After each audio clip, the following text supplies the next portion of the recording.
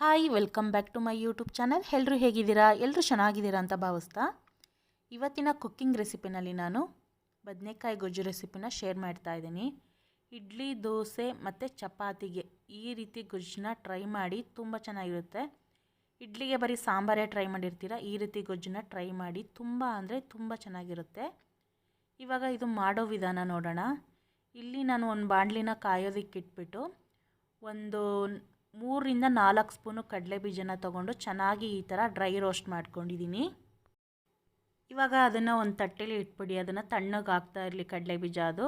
ಮತ್ತು ನಾನು ಅದೇ ಬಾಣಲಿನ ಇಟ್ಕೊಂಡು ಒಂದು ಅರ್ಧ ಕಪ್ಪಷ್ಟು ಎಣ್ಣೆ ಹಾಕ್ಕೊಂಡಿದ್ದೀನಿ. ಆ ಎಣ್ಣೆಗೆ ಇದಕ್ಕೆ ಸ್ವಲ್ಪ ಎಣ್ಣೆ ಜಾಸ್ತಿ ಬೇಕಾಗುತ್ತೆ, ಅದರಿಂದ ಟೀ ಕುಡಿಯೋ ಗ್ಲಾಸಲ್ಲಿ ಒಂದು ಅರ್ಧ ಕಪ್ ಎಣ್ಣೆ ಹಾಕ್ಕೊಂಡು ಅದಕ್ಕೆ ಒಂದು ಚಿಟಿಕೆ ಸಾಸಿವೆ, ಒಂದು ಸ್ವಲ್ಪ ಕರಿಬೇವು, ಒಂದು 7ರಿಂದ 8 ಹಸಿಮೆಣಸಿನ್ಕಾಯಿನ ಹಾಕ್ಕೊಂಡಿದ್ದೀನಿ ಒಗ್ಗರಣೆಗೆ. ಹಾಗೆ 2 ಮೀಡಿಯಮ್ ಸೈಜ್ ಈರುಳ್ಳಿನ ಇಲ್ಲಿ ನಾನು ಕಟ್ ಮಾಡಿ ಹಾಕ್ಕೊಂಡಿದ್ದೀನಿ ಚಿಕ್ಕ ಚಿಕ್ಕದಾಗಿ. ಈರುಳ್ಳಿನ ಚೆನ್ನಾಗಿ ಫ್ರೈ ಮಾಡ್ಕೊಳ್ಳಿ. ಅದಾದಮೇಲೆ 2 ಟೊಮೊಟೊ, ಹಣ್ಣಾಗಿರ್ತಕ್ಕಂಥ ಟೊಮೊಟೊನ ಚಿಕ್ಕ ಚಿಕ್ಕದಾಗಿ ಕಟ್ ಮಾಡಿಕೊಂಡು ಇವಾಗ ಇದಕ್ಕೆ ಸೇರಿಸ್ಕೊಳ್ತಾ ಇದ್ದೀನಿ. ಇದನ್ನು ಸ್ವಲ್ಪ ಫ್ರೈ ಮಾಡಿಕೊಂಡು ಇದಕ್ಕೆ ಇವಾಗ ನಾನು ರುಚಿಗೆ ತಕ್ಕಷ್ಟು ಉಪ್ಪು ಸೇರಿಸ್ಕೊಳ್ತಾ ಇದ್ದೀನಿ. ಇವಾಗ ರುಚಿಗೆ ತಕ್ಕಷ್ಟು ಉಪ್ಪನ್ನ ಸೇರಿಸ್ಕೊಳ್ತಾ ಇದ್ದೀನಿ. ಇವಾಗ ನಾನು ಟೊಮೊಟೊ ಬೇಯೋದಕ್ಕೆ ಸಪ್ರೇಟಾಗಿ ಉಪ್ಪು ಹಾಕ್ಕೊಳ್ತಾ ಇಲ್ಲ, ಒಂದೇ ಸಲ ಉಪ್ಪನ್ನ ರುಚಿಗೆ ತಕ್ಕಷ್ಟು ಹಾಕ್ಕೊಂಡಿದ್ದೀನಿ. ಟೊಮೊಟೊ ನೋಡಿ ಇವಾಗ ಸ್ವಲ್ಪ ಮೆತ್ತಗಾಗಿದೆ. ಈ ಥರ ಮೆತ್ತಗಾದ್ಮೇಲೆ ನಾನು 1/4 kg ಅಷ್ಟು ಬದನೆಕಾಯಿನ ಇದಕ್ಕೆ ಸೇರಿಸ್ಕೊಳ್ತಾ ಇದ್ದೀನಿ. ನೀವು ಇನ್ನೂ ಜಾಸ್ತಿ ಮಾಡೋದಾದರೆ ಇದಕ್ಕಿಂತ ಡಬಲ್ ಮಸಾಲೆ ಹಾಕ್ಕೊಂಡು ಮಾಡ್ಕೊಳ್ಳಿ.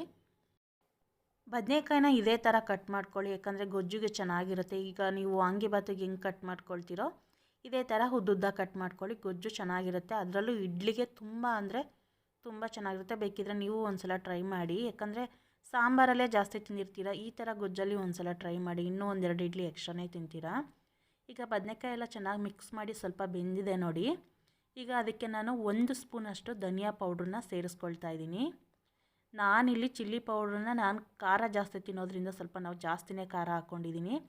ನಿಮಗೆ ಚಿಲ್ಲಿ ಪೌಡ್ರ್ ನೀವು ಎಷ್ಟು ಖಾರ ತಿಂತೀರೋ ಅದ್ರ ಪ್ರಕಾರ ಹಾಕ್ಕೊಳ್ಳಿ. ನಾನು ಚಿಲ್ಲಿ ಪೌಡ್ರಲ್ಲಿ ನಾನು 2 ಸ್ಪೂನಷ್ಟು ಹಾಕ್ಕೊಂಡಿದ್ದೀನಿ. ಖಾರ ತಿನ್ನಲ್ಲ ಅಂತ ಅಂದರೆ 1 ಸ್ಪೂನಷ್ಟು ಹಾಕ್ಕೊಳ್ಳಿ. ಮೀಡಿಯಮ್ ಖಾರ ತಿಂದರೆ 1.5 ಸ್ಪೂನ್ ಹಾಕ್ಕೊಳ್ಳಿ.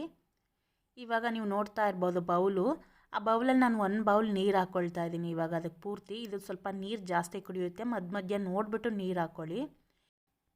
ಕಡಲೆ ಬೀಜ ಹುರ್ಕೊಂಡಿದ್ವಲ್ಲ ಅದ್ರದ್ದು ಸಿಪ್ಪೆ ಎಲ್ಲ ತೆಗೆದ್ಬಿಟ್ಟು ಈ ಥರ ಪೌಡ್ರ್ ಥರ ಮಾಡ್ಕೊಳ್ಳಿ. ಒಂದು ಮಿಕ್ಸಿ ಜಾರ್ಗೆ ಹಾಕ್ಬಿಟ್ಟು, ಚಿಕ್ಕ ಜಾರ್ಗೆ ಹಾಕ್ಬಿಟ್ಟು. ಆಲ್ಮೋಸ್ಟ್ ಇವಾಗ ನೋಡ್ತಾ ಇರ್ಬೋದು ಇದು ಬೇಯ್ತಾ ಇದೆ ಬದನೆಕಾಯಿ. ಇವಾಗ ಇದಕ್ಕೆ ನೀರು ಸಾಕಾಗಿಲ್ಲ, ನಾನು ಮತ್ತೆ ಇದಕ್ಕೆ 1 ಗ್ಲಾಸಷ್ಟು ಟೀ ಕುಡಿಯೋ ಗ್ಲಾಸಲ್ಲಿ 1 ಗ್ಲಾಸಷ್ಟು ನೀರು ಸೇರಿಸ್ಕೊಂಡಿದ್ದೀನಿ. ಇವಾಗ ಬದನೆಕಾಯಿ ಬೇಯಬೇಕಾದ್ರೆ ನೋಡ್ಬಿಟ್ಟು ನೀರು ಹಾಕ್ಕೊಳ್ಳಿ, ಯಾಕಂದರೆ ಫುಲ್ ಬೆಂದೋಗ್ಬಿಟ್ರೆ ಬದನೆಕಾಯಿ ಜಾಸ್ತಿ ನೀರು ಹಾಕ್ಬಿಟ್ಟು ಚೆನ್ನಾಗಿರಲ್ಲ ಗೊಜ್ಜು. ಅದಕ್ಕೆ ನೋಡ್ಬಿಟ್ಟು ನೀರು ಹಾಕ್ಕೊಳ್ಳಿ. ಒಂದು 5 ನಿಮಿಷ ಬಿಟ್ಬಿಡಿ, ಸ್ವಲ್ಪ ನೀರೆಲ್ಲ ಸುಂಡಿರುತ್ತೆ. ಅದಾದಮೇಲೆ ಕಡಲೆ ಬೀಜದ ಪೌಡ್ರನ್ನ ಇವಾಗ ಅದಕ್ಕೆ ಸೇರಿಸ್ಕೊಂಡು ಚೆನ್ನಾಗಿ ಮಿಕ್ಸ್ ಮಾಡ್ಕೊಳ್ಳಿ. ಹಾಗೆ ಒಂದು 4ರಿಂದ 5 ಸ್ಪೂನ್ ಕಾಯಿ ತುರಿನ ಮಿಕ್ಸ್ ಮಾಡ್ಕೊಳ್ಳಿ ಚೆನ್ನಾಗಿ ಸೇರಿಸ್ಬಿಟ್ಟು. ಇದು ಇವಾಗ ಸ್ವಲ್ಪ ಗಟ್ಟಿಯಾಗಿದೆ, ಇದಕ್ಕೆ ಮತ್ತೆ ಇನ್ನೊಂದು ಗ್ಲಾಸು ನೀರು ಹಾಕ್ಕೊಳ್ಳಿ. ಟೀ ಕುಡಿಯೋ ಗ್ಲಾಸಲ್ಲಿ ಇನ್ನೊಂದು ಗ್ಲಾಸಷ್ಟು ನೀರು ಹಾಕ್ಕೊಂಡು ಇದನ್ನು ಒಂದು 10 ನಿಮಿಷ ಚೆನ್ನಾಗಿ ಕುದಿಯೋಕೆ ಬಿಟ್ಬಿಡಿ. ಅದೇ ಅದೇ ಗಟ್ಟಿ ಆಗ್ತಾ ಸುತ್ತ ಎಣ್ಣೆ ಬಿಡ್ತಾ ಹೋಗುತ್ತೆ. ನಾನಿಲ್ಲಿ ಕಡಲೆ ಬೀಜದ ಪೌಡ್ರನ್ನ ಪೂರ್ತಿ ಎಲ್ಲನೂ ಹಾಕ್ಕೊಂಡಿದ್ದೀನಿ. ನೀವು ಅರ್ಧ kg ಬದನೆಕಾಯಿ ಪಲ್ಯ ಮಾಡಿದ್ರೂ ಅಷ್ಟೇ ಪೌಡ್ರ್ ಹಾಕ್ಕೊಳ್ಳಿ, ಜಾಸ್ತಿ ಏನು ಮಾಡ್ಕೊಳ್ಳೋದಕ್ಕೆ ಹೋಗಬೇಡಿ. ನಾನಿಲ್ಲಿ 1/4 kg ಮಾಡ್ತಾ ಇರೋದು, ಸ್ವಲ್ಪ ನನಗೆ ಗೊಜ್ಜು ಜಾಸ್ತಿ ಬೇಕಾಗಿತ್ತು, ಅದರಿಂದ ನಾನು ಪೌಡ್ರನ್ನ ಜಾಸ್ತಿನೇ ಹಾಕ್ಕೊಂಡಿದ್ದೀನಿ.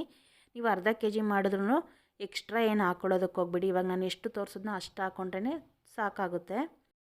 ಬೇಕು ಅಂದರೆ ಇದ್ರ ಮೇಲೆ ನೀವು ಒಂದು ಪ್ಲೇಟ್ ಮುಚ್ಚಿಟ್ಬಿಟ್ಟು ಬೇಯೋದಕ್ಕೆ ಬಿಡ್ಬೋದು. ನಾನು ಆಲ್ಮೋಸ್ಟ್ ಪ್ಲೇಟ್ ಮುಚ್ಚಿದ್ದೀನಿ, ನೋಡ್ತಾ ಇರ್ಬೋದು. ಇವಾಗ ಗೊಜ್ಜು ರೆಡಿಯಾಗಿದೆ. ಇದಕ್ಕೆ ಸ್ವಲ್ಪ ಕೊತ್ತಂಬರಿ ಸೊಪ್ಪು ಸೇರಿಸ್ಕೊಂಡು ಗ್ಯಾಸ್ನ ಆಫ್ ಮಾಡ್ಕೊಳ್ಳಿ.